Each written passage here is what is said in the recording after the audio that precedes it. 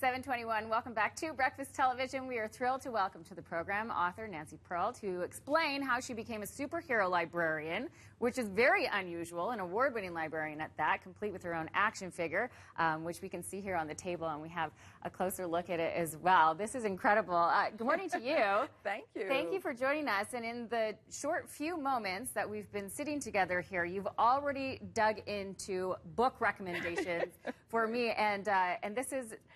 Would you say this is your greatest work? Yes. Yeah. I think that, you know, my goal has always been to broaden and deepen people's engagement with the world of books and reading.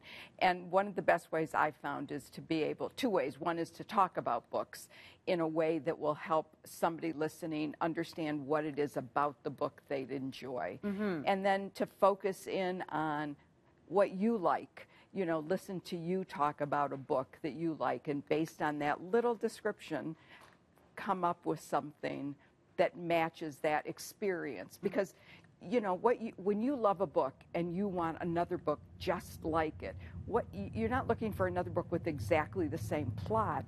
You're looking for a book that gives you the same experience, the same reading experience, whether it's the thrill of turning the pages as fast as you can to find out what happens next, right. Or, you know, whether it's getting to know characters, which is why I read. I think it's getting to know people. Okay, and with that, you've made a case for becoming a superhero action figure, which is pretty cool. But with that, there's a larger message behind that, and saying that there is a great importance for literacy and people who can influence these choices. Yes, and I think that is something that my action figure, I'm just standing in for all the wonderful librarians all over the world who work every day to make the world a better place. And you know, librarians are superheroes because their goal is to help people love to read. And I think that that's so important. It's reading is the one way to develop empathy. And empathy is something I think that is just sorely lacking in our society. We spend so much time within the confines of our own bodies and our own minds, and really you can go a day or more interacting with only your family. You can, in Seattle, I can pump my own gas, I can check out my own groceries at the grocery store. And I think that when you're reading, when you're engrossed in a book, it's like you are in the experiences, in the world of the characters, and that gets you out of yourself. And I think that the more that we can get out of ourselves, the better, and understand why someone else is behaving as they do and what their experiences are, the better the world will be. And you are speaking tonight at the library here at home. It's an evening with you at the Central Library. We're about to get a brand new library, which is very beautiful.